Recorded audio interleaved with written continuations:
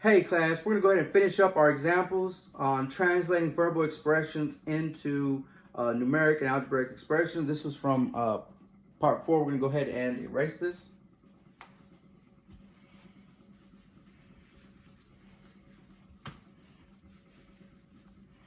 So again, verbal expressions are words, word expressions, or math phrases, or sentences, right? That we're going to go ahead and translate those into algebraic and numeric expressions. Here we go. Here's our next example. We have the product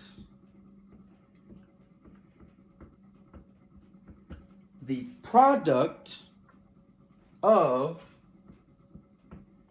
45 and a number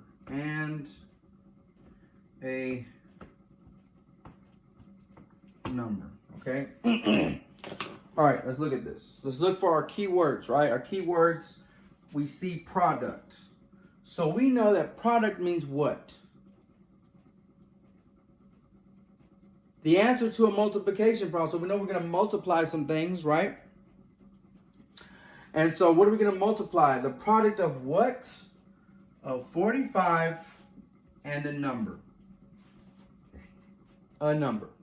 And again, we are just using any random variable. In this case, we will use W. Okay? So the product of 45 and W. So that means we're going to multiply. Remember, we don't want to use X for multiplication, right? Because X is a variable, right? So we're going to use a dot. So the product, the dot, right, of what and what? Of 45 and a number we called W.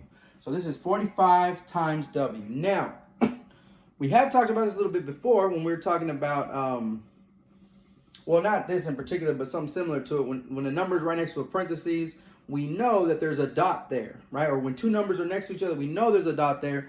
And in this case, we have a dot between a number, right? 45 and a variable, right? And so in this case, the other way that you can write this, I'm going to write or here, or you could just write 45W.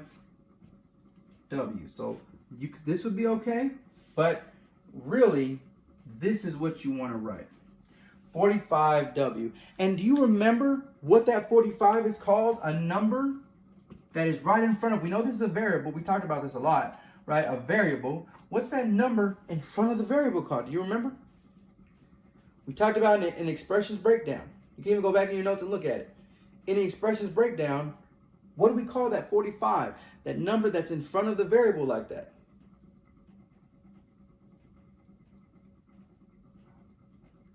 Coefficient, right? This is a coefficient.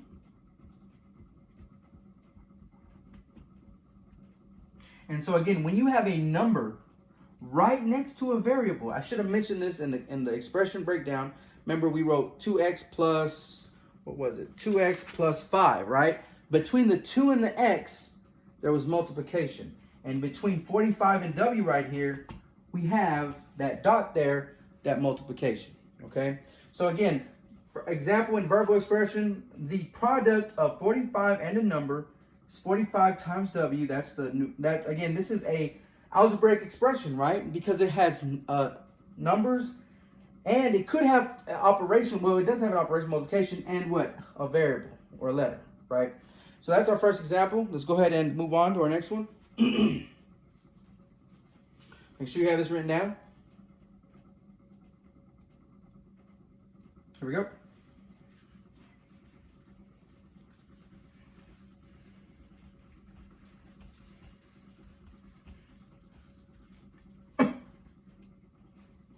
All right, next example we got the quotient of 15 and 8. Okay, so let's go ahead and look for keywords. Keyword here is quotient, which we know quotient is what? Division, right? The answer to a division problem. So it says the quotient of 15 and 8. So we know we're going to divide And we're going to divide 15 and a. So we got 15 divided by a. Now, we could leave it like 15 divided by a, and the quotient of this will get us, we'll get the answer here. Or, just like before, there's another way to write this. We could write this as a fraction. Remember, fractions are just division problems. We talked about that a lot as well. We could actually write this as 15 divided by a. Both of these would be correct. Okay, both of these would be correct. So again, the quotient of 15 and the variable a, or the letter a, is 15 divided by a, or 15 over a, or 15 divided by a. Same kind of idea there, okay? All right, let's move on to our last example.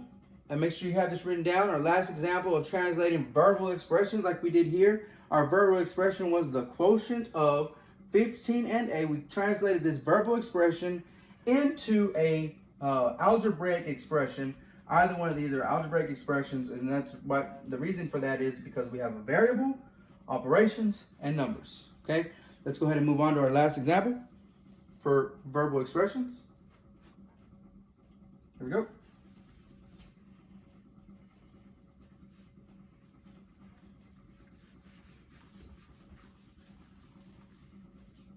All right, our last example for translating.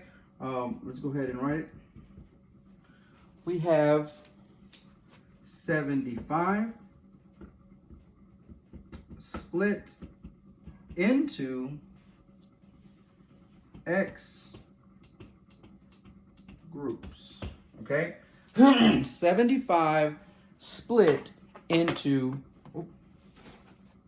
75 split into X groups. Now, our keywords here are split into, right? Split into.